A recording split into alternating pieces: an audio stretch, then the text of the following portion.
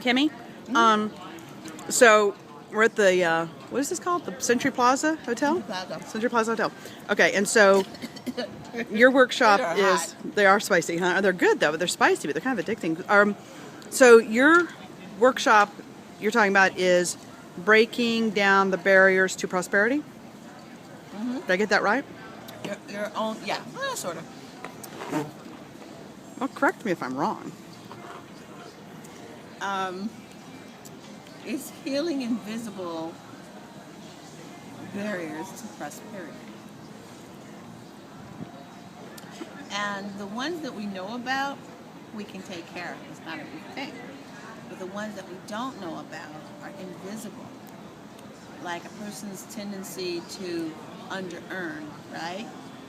It could be someone who is a multimillionaire and they still under-earn. And there could be someone who makes $1,000 a month and they live in abundance. The difference is their mindset and their intention to live with abundance and care and integrity. Just like that, huh?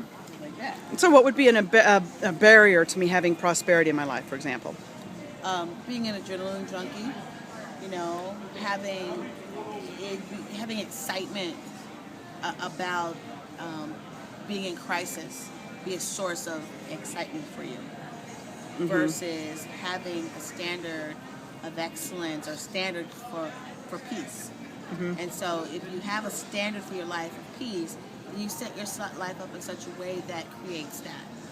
But most people who have money problems have not seriously and consciously sat down and declared peace in the area of their finances. And when you declare peace, and then what happens next is you must set yourself up in such a way that it creates peace. But we think about, okay, if I only had this amount, if I only were able to get that job, or only able to accomplish this or that, fewer people ask, what will create peace? It's a very powerful question. What will create peace in this area? And God, I feel peace just thinking of that. And it's a very simple question, and the answer is actually very simple. And by asking the question, you now call in the answer. And the answer might surprise you. The answer might be, have more to do with gratitude and being a good steward over what it is that you do have. So getting clear on what would bring you financial peace. And it doesn't necessarily mean you have to be a multimillionaire. And as a matter of fact, bloom where you're planted. How do I bloom where I'm planted? How do I take the resources that I have now and be a good steward over these things and create peace? So if you have a health in this society, particularly Los Angeles, it's all about the designer this and purchasing self-worth or self-esteem or self-concept. Well, if you have a healthy self-concept, you don't have to buy one. And therefore, money that's being wasted and spent to do something that's your God-given right from before you had a name, you can then begin to use those financial resources in a way that actually benefits you and not Nordstrom's. Right? That's a really good, yeah, that's a good point. Those are some of the things that we'll talk about in the training. And really clearing the beliefs. That there's little beliefs. They're very small, but shifting those beliefs creates all the difference. I'll tell you a story. When I was 5 years old,